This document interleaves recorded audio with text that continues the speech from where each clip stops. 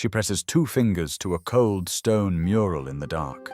The painting shows a wolf with its head bowed, not in defeat, not in sleep, but in something that looks almost like mourning. She does not know who painted it. She does not know that the creature who left it here considers this image his greatest failure.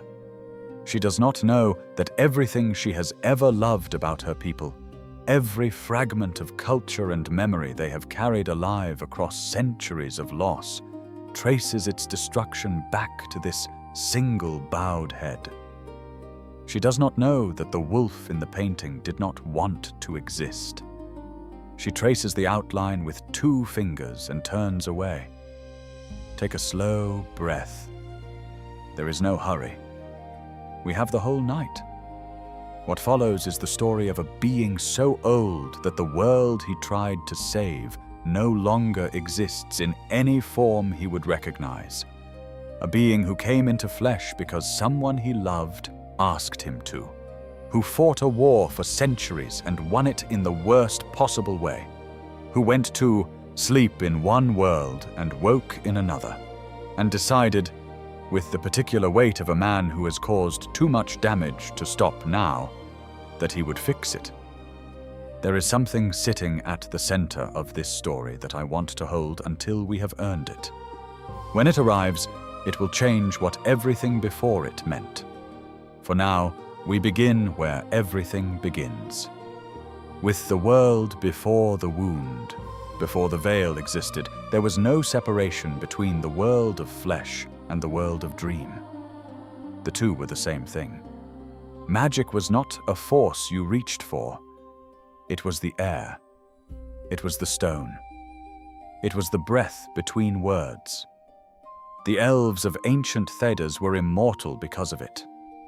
Magic was woven into everything they built, every tower and every forest path and every city spire. To be alive in Elven was to be half dreaming, always.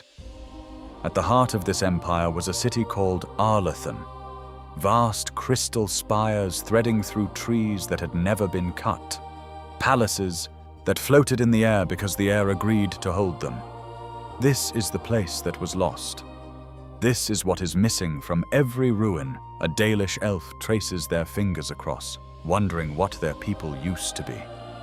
You have to understand what was lost before you can understand why someone would destroy everything to try to get it back.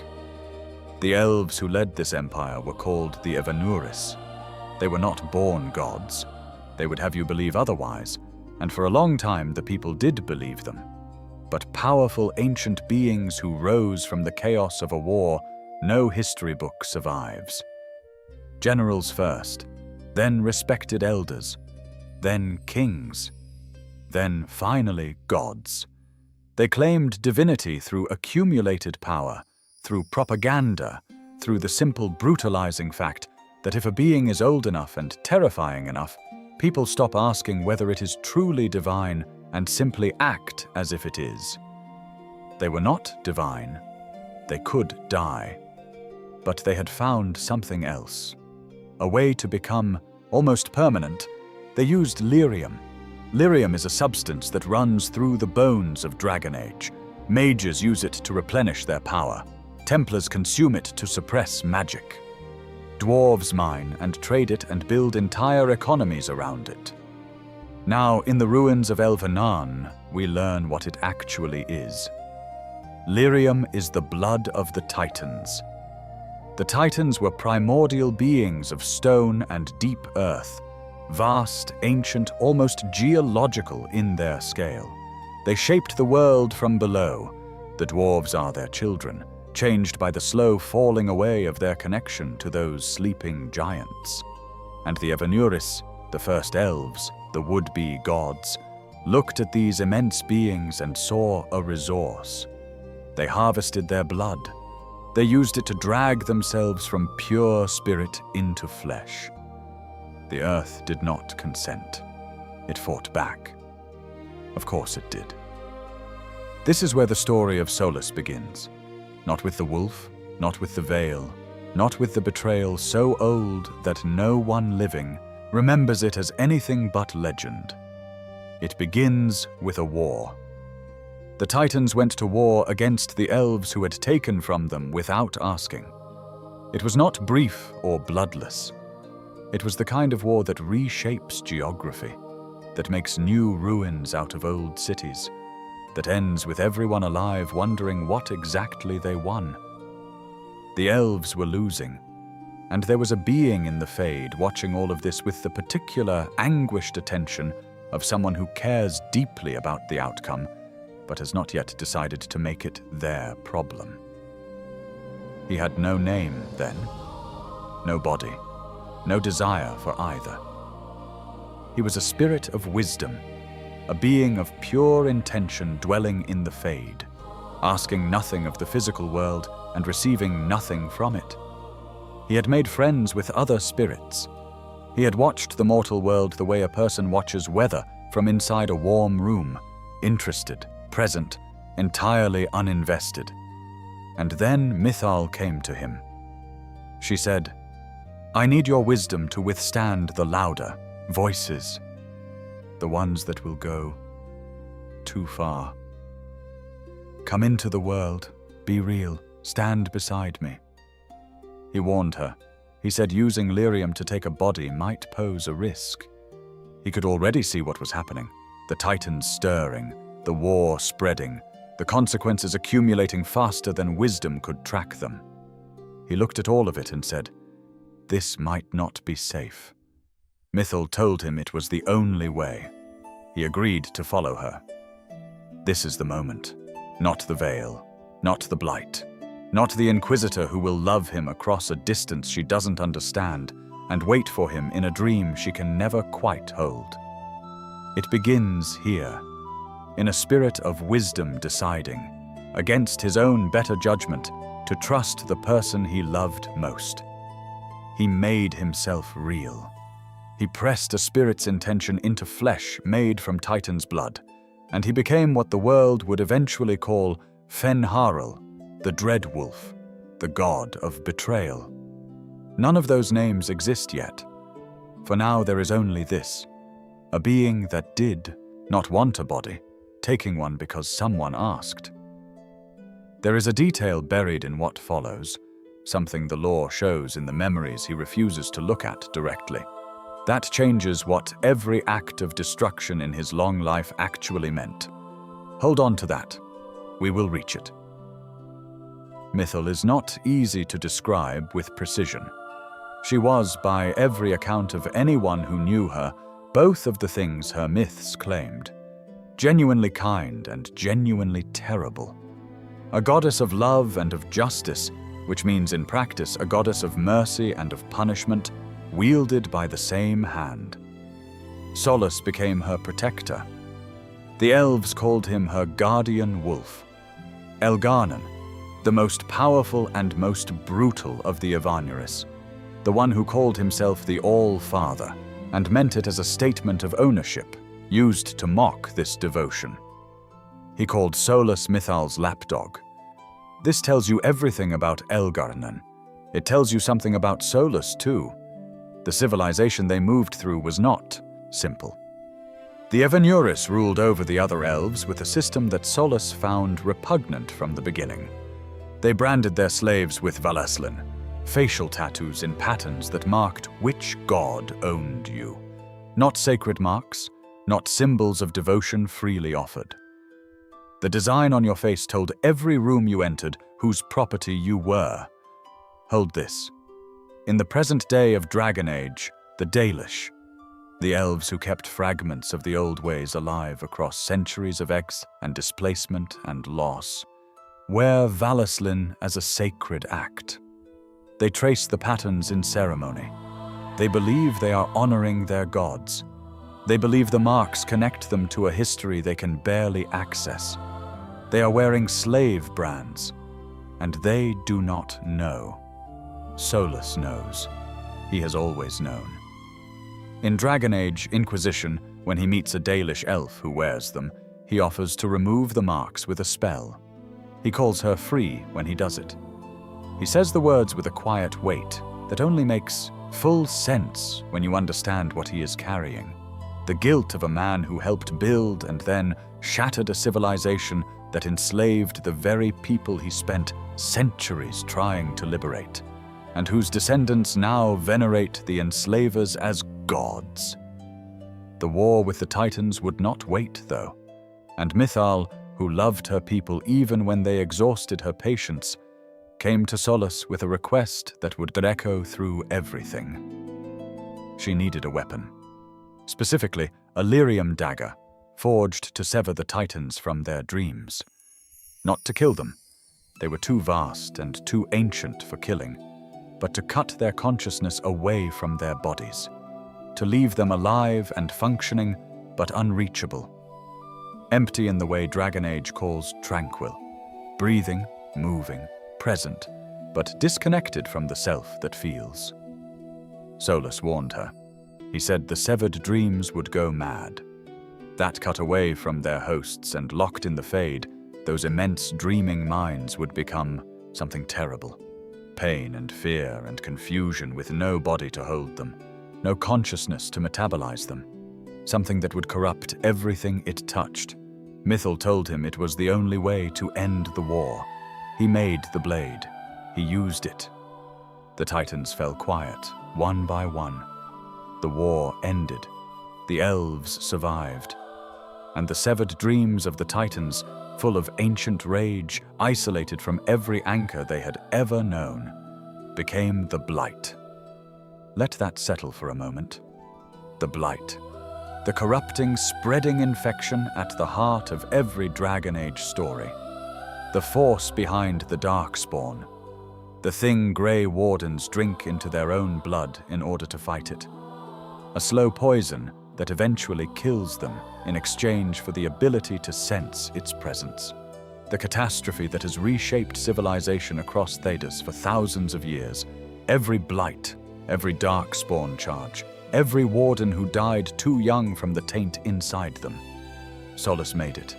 Not with malice, not with ignorance. He warned this would happen, was told to do it anyway, and did it because the person he trusted most said there was no other way.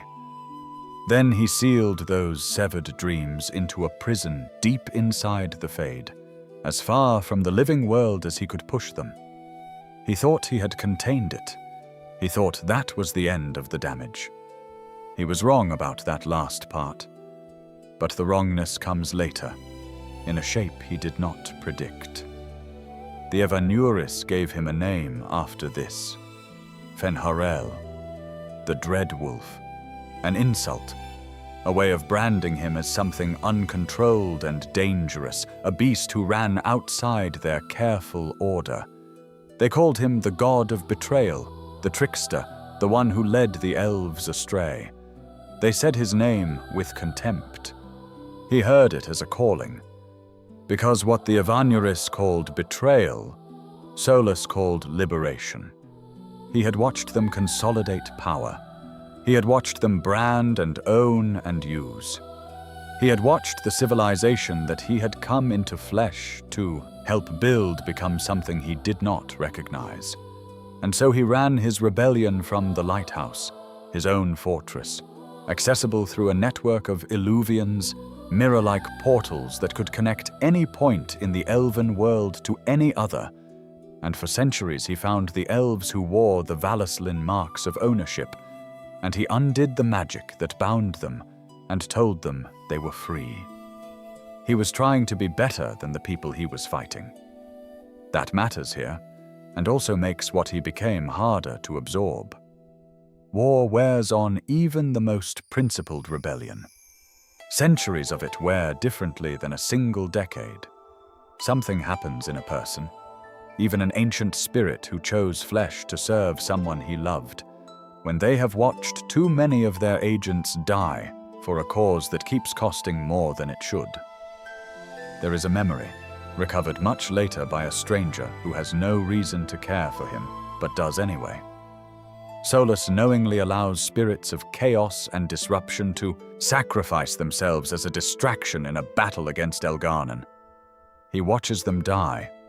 His general, Felasan, is appalled. He tells Solas they are supposed to be better than this. Solas does not disagree.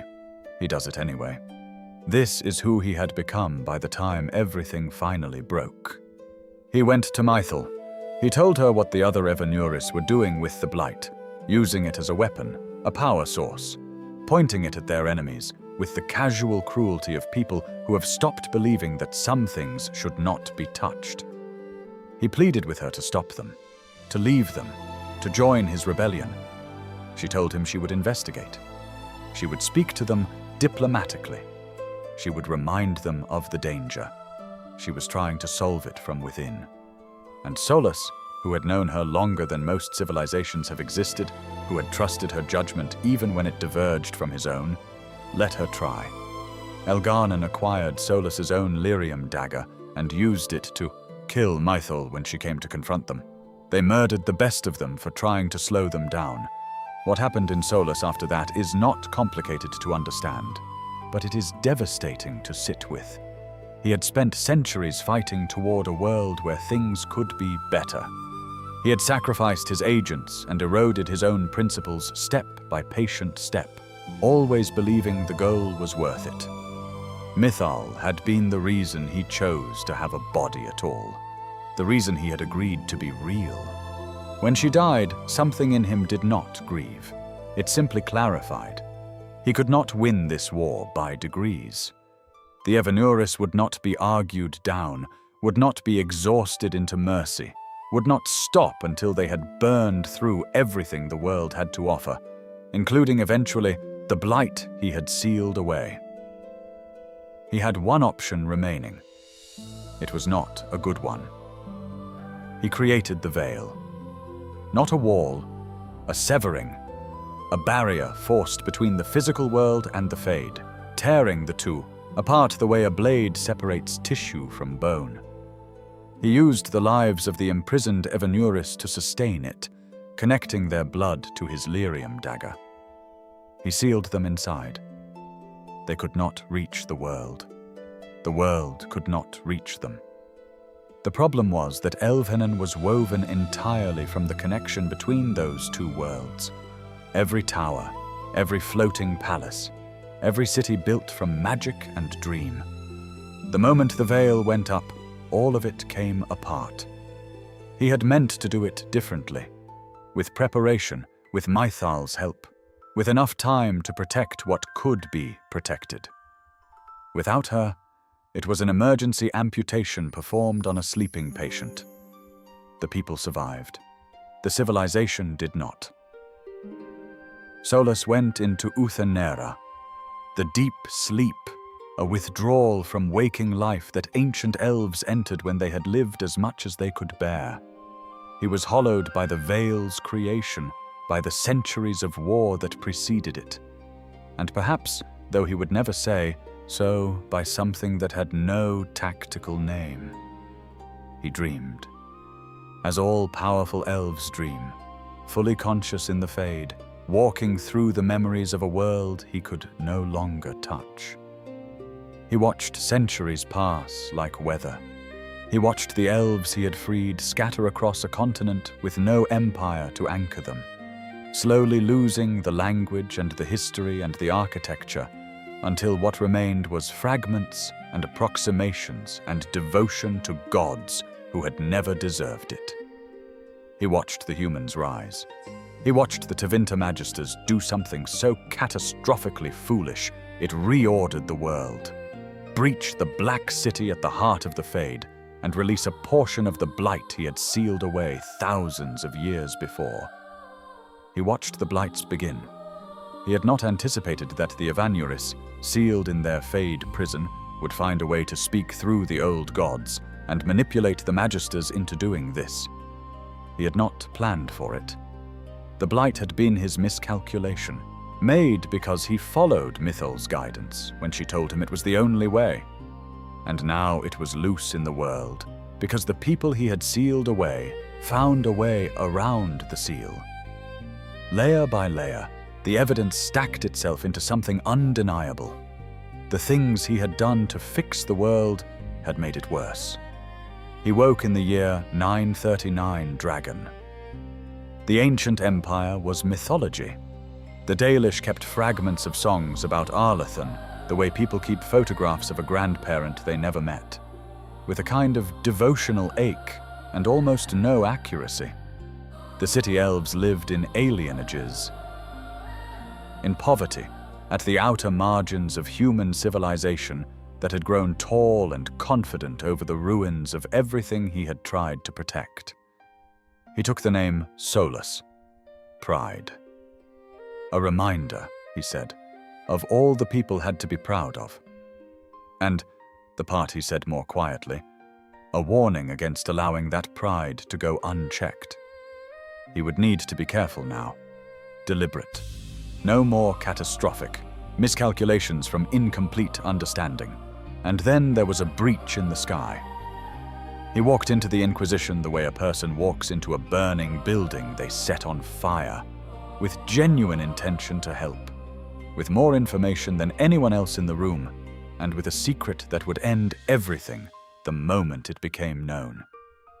He presented himself as a hedge mage, an apostate with unusual expertise about the Fade. He told truths that sounded like the whole truth, while carefully omitting the parts that would have ended the conversation. Here is what he did not tell them. The artifact at the center of the crisis, the orb of destruction that the villain Corypheus was wielding to tear the world open, it was his. He had forged it.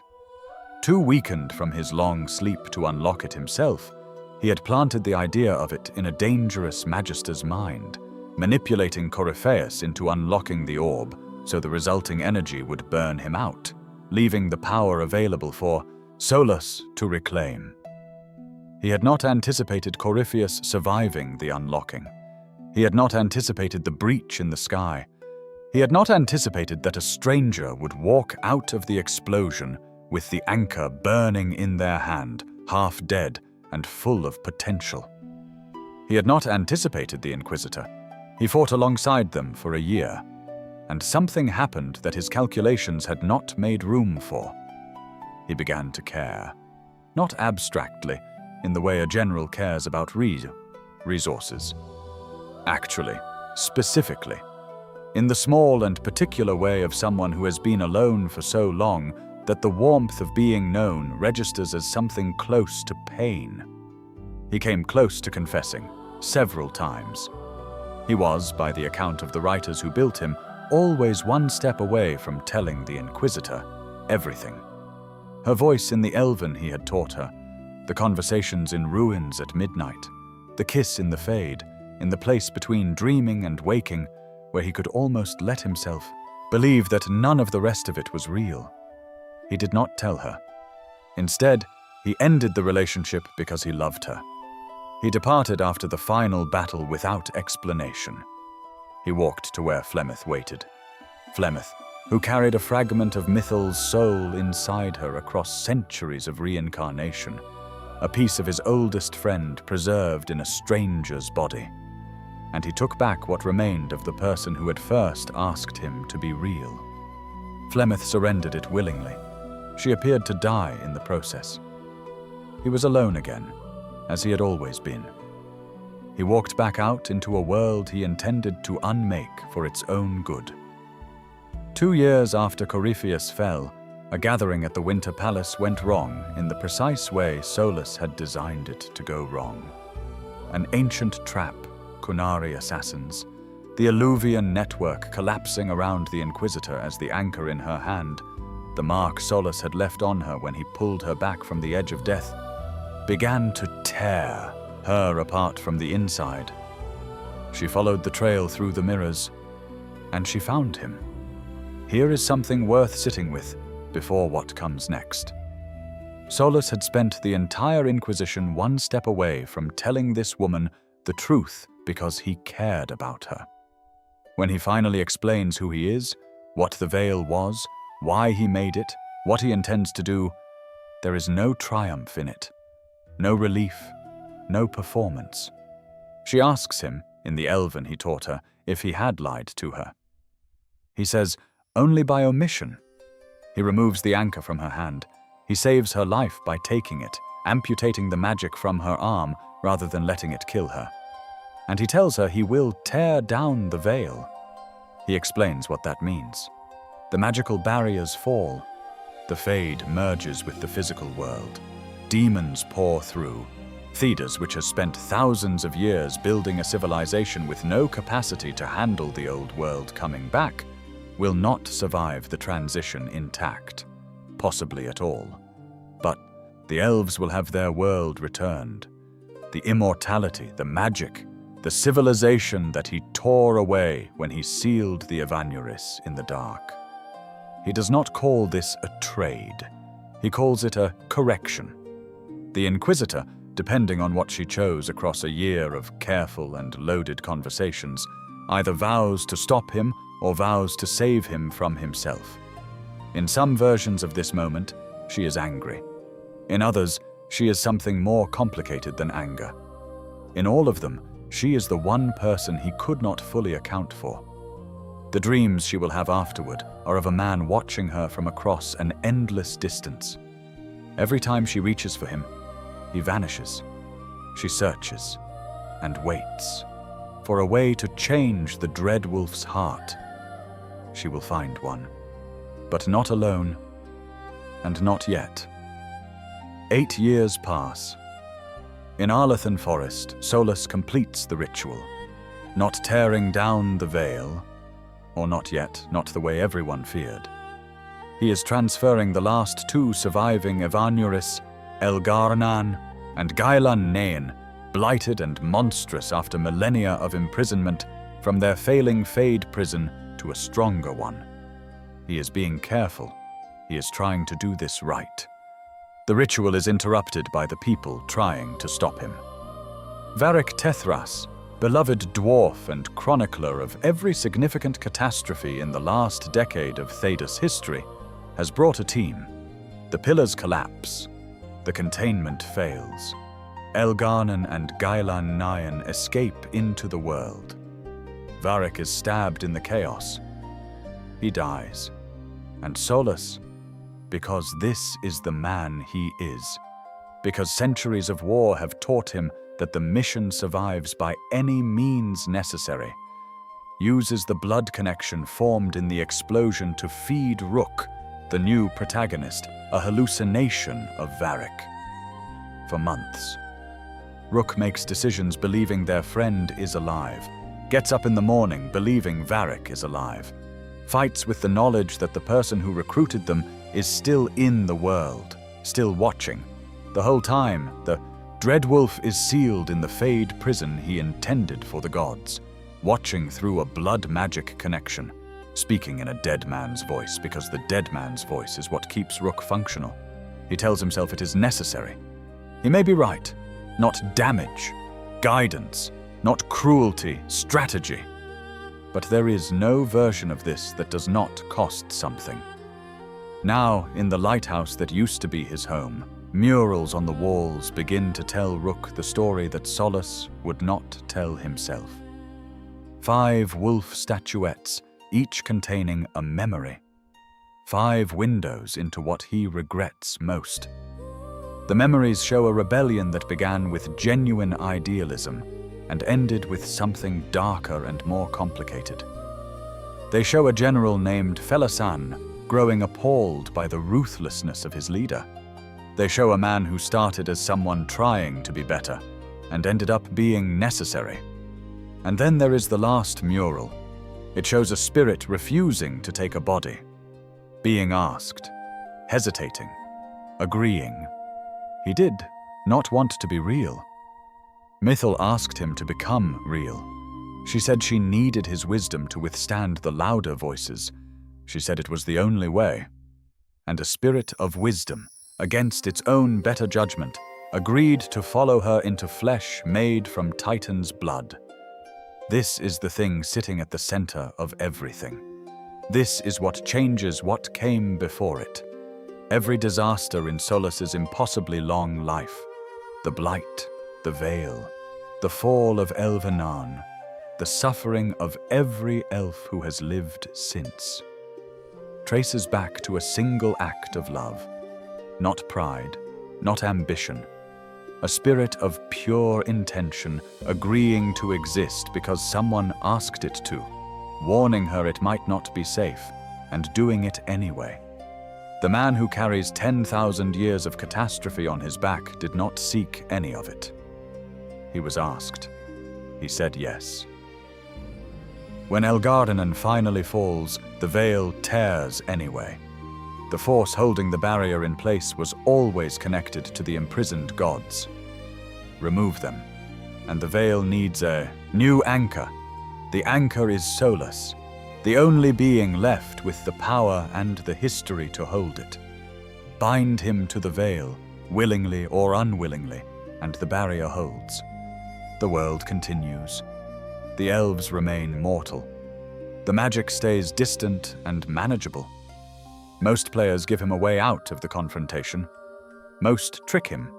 A fake lyrium dagger. The god of betrayal outsmarted at his own game.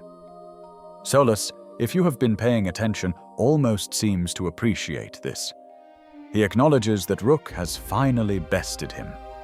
But there is a third path, the one that 72% of people who played this game chose. It requires knowing him. Not the performance, not the strategy, not the ancient god in the business suit that the Veilguard designers described as calculating and intentional. It requires the man underneath. The accumulated weight of the regrets, the 5 murals, the centuries of doing what was necessary and hating that it was. The Titan War ended with a blade he warned Mythol not to make.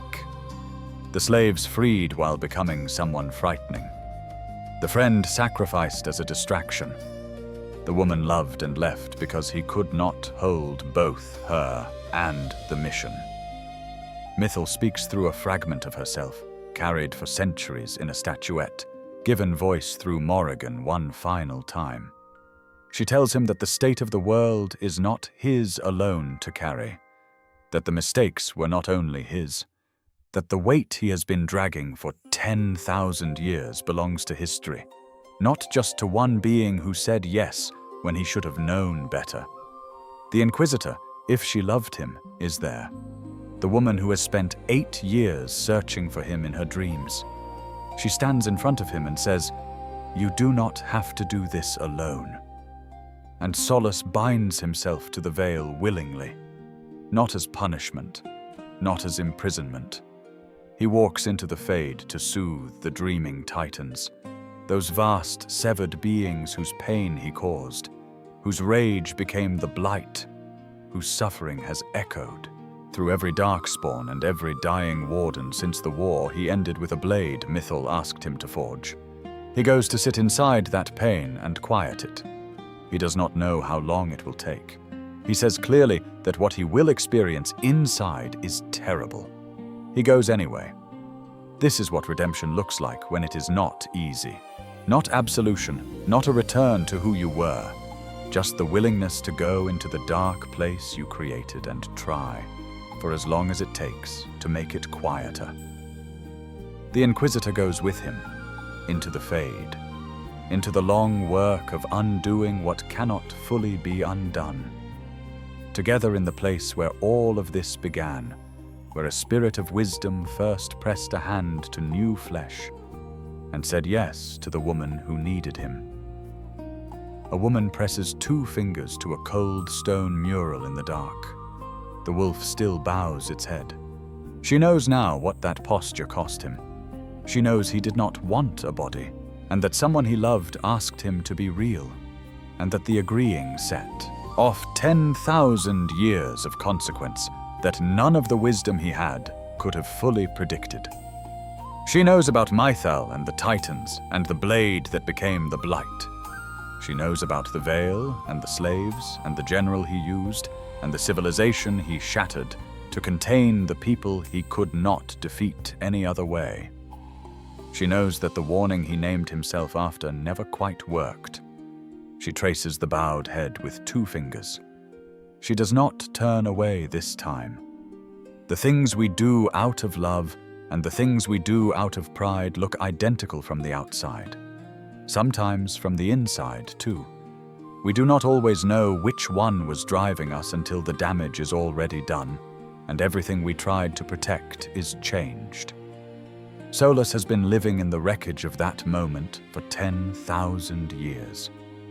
The lore does not tell us clearly whether he ever found peace inside the Fade, whether the Titan's pain quieted under his attention, whether the work he went to do was the kind that could ever be finished. The game is careful here. It shows us the going. It does not promise the arriving. Maybe that is honest. Maybe that is the part worth carrying into sleep.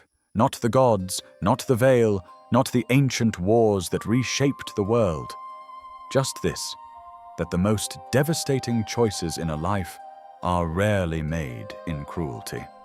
They are made in love, or in what felt like love, by someone doing their best with what they had and what they knew.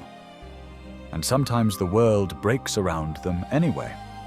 If this story kept you awake a little longer than you intended, a like or a subscription means more than you know.